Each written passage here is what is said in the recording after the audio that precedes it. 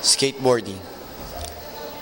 Isa sa pinakapopular na sport sa mundo, mapa-street, extreme, o libangan lang.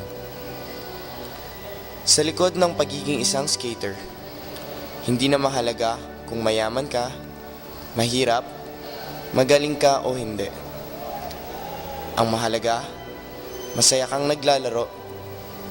Dahil sa skateboarding, lahat ay pantay-pantay. Sa mga Pilipinong kabataan kaya, anong masasabi nila? Siguro skateboarding para sa akin. Parang isang bisyo yan. Pag pag tinesting mo na, ginawa mo na, hindi mo na kayang pigilan, hindi mo na pwedeng pigilan.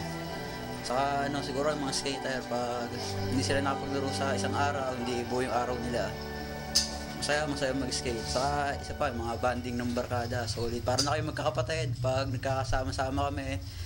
Yun.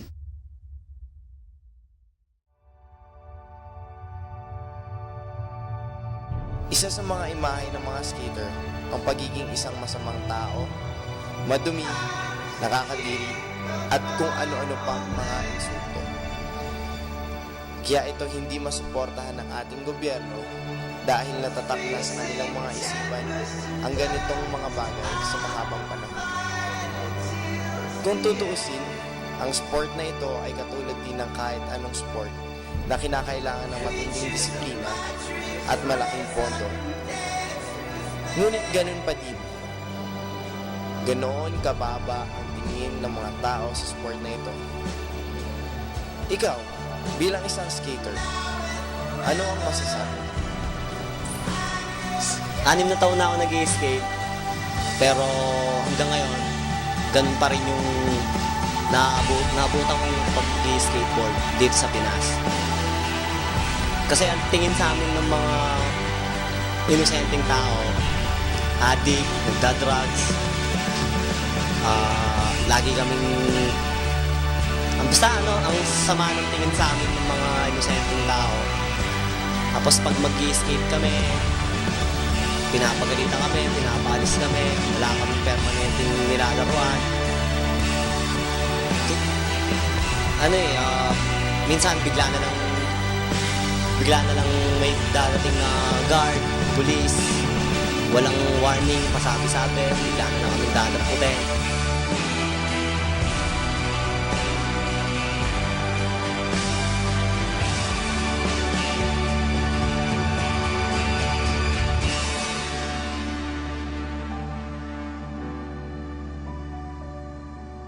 Madaming suliranin ang hinaharap ng mga skater dito sa Pilipinas.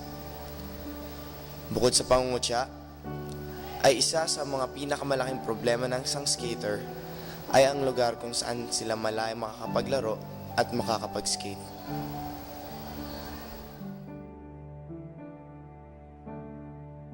Yung mga skateboarders na may park kasi, mas mabilis silang gagaling dahil yung pag wala ka, mahirap kung saan, pinapalis pa nga kami sa ibang mga barangay, sa mga sabi nang sisira daw kami ng bagay, tapos mga property nila, private property. Hinuhuli nga kami ng pulis minsan inaabol kami.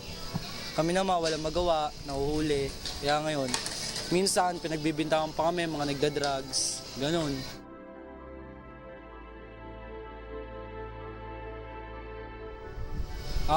Mga experience ko doon, lagi ako natutumba, ganun, minsan inahabol ng polis. Kaya minsan naman masaya dahil syempre nagiging masaya kapag nakakabuo ka ng trick, tapos wala, ganun lang, paulit-ulit lang. Kaso wala kaming park, di kami makapaglaro ng maayos. Naghahanap kami ng spot pag naulan, wala, sa bahay lang, tambay. Kaya pag ganun-ganun lang kami.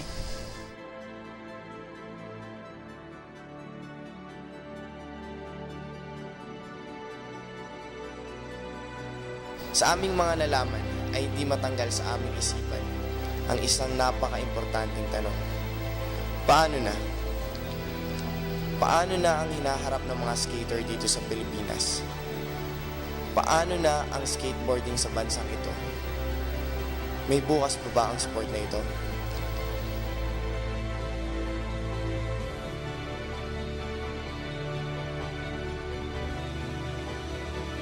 Actually, ito kahit pa paano, may mga matitibay pa rin na loob na gawin ito. At sa mga ibang individual na grupo dyan, sinusuport yung mga katulad ni Billy Abalos. Katulad naming independent na nasa production, Gnarly Skateboarding. Since nasa production ako, tapos invited kami as a media partner kay Padrasca Skateboarding.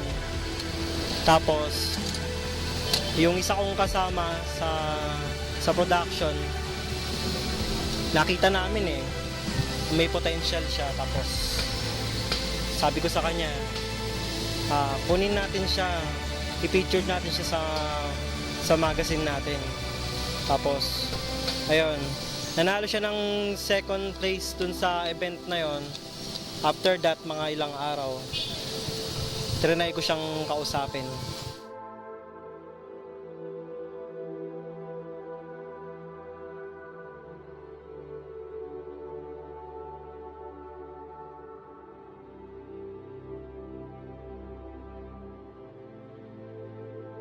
Bilang isang champion, ano ang tingin mo sa skateboarding? At paano ka na humaling sa sport na ito? Ano siya, parang passion, parang happiness, para maka-earn ka ng mga tropa. Kasi pag nag-i-skate ka, marami kang kaibigan kahit saan ka pumunta, ganyan. So, yung parang skate sa akin, parang ito na yung lifestyle ko. Parang hindi ko siya tinuturing as a sport for me, kasi parang mas nakakatuwa yung araw-araw mo siyang ginagawa, pero ini-enjoy mo lang. Yun lang yung ginagawa ko. Ini-enjoy ko lang siya. Nag-start ako mag-skate, siguro mga 13 years old ako. So ngayon, 18 years old ako, bakasyon ng second year high school, nag-start ako. Na ano lang din ako sa kuya ko, na parang na-influensyahan lang din ako kasi umuwi siya ng bahay, may dala siyang board, ganyan. Parang sabi ko, uy, okay ito, ganyan. Parang gusto ko siyang matutunan, yun. Then, yung tropa ng kuya ko, inaya ako mag-skate minsan, sumama ako. Pagsama ko sa kanya, ayun, parang na-inlove na ako sa skate nung time na yun. So, naka-earn ako ng maraming mga tricks. Yung mga tropa ko nagulat sa akin kasi daw ako, parang napaka-ano ko sa skate, parang wala akong takot, ganyan, nung bata ako. Pag mag-skate ka, natatanggal yung stress, ganyan. Nakakatuwa. Tapos, yun nga, mga friends, walang katapos ang mga kaibigan. Ang dami mong kaibigan, actually.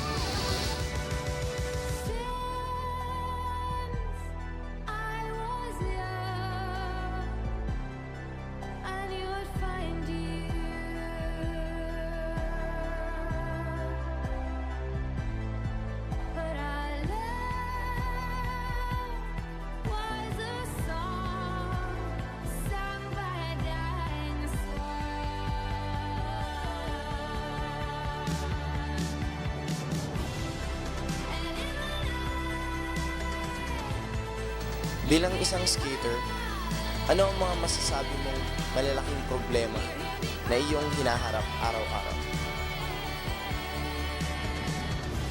Minsan sa school, yan. Minsan pag may pasok ako, tapos tinext ako ng tropa, ganyan. Mapapasama ako sa skate. Siyempre, hindi mo mapigilan. Siyempre, gusto mo rin. Ayun.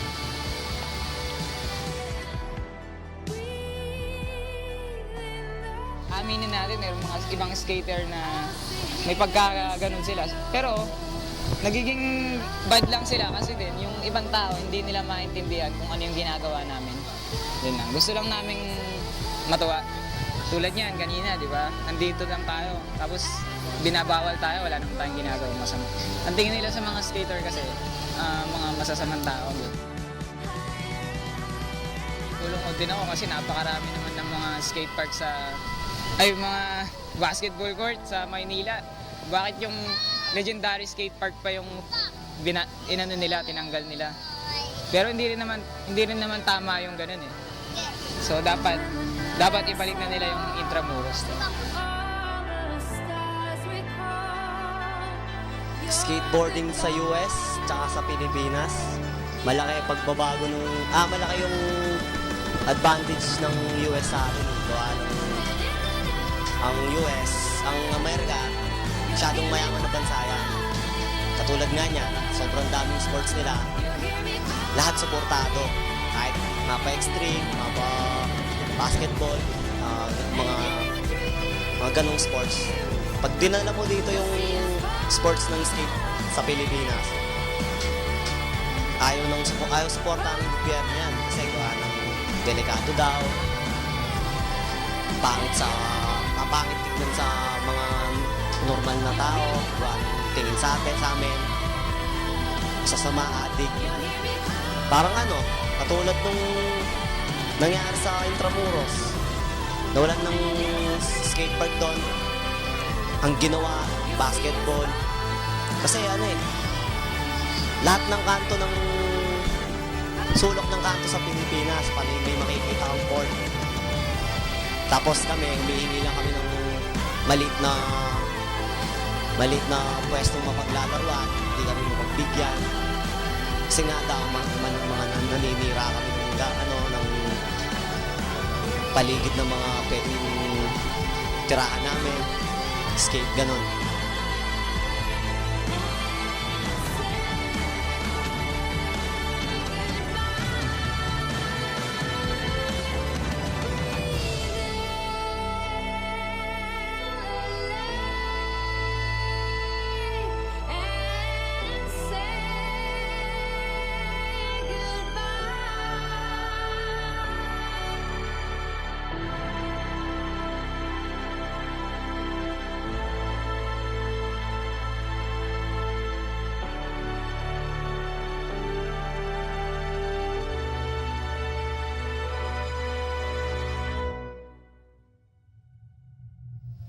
Iisa lang ang hinahangad namin sa dokumentaryo na ito, na ipaalam at bigyang linaw ang isang napaka-importanting bagay,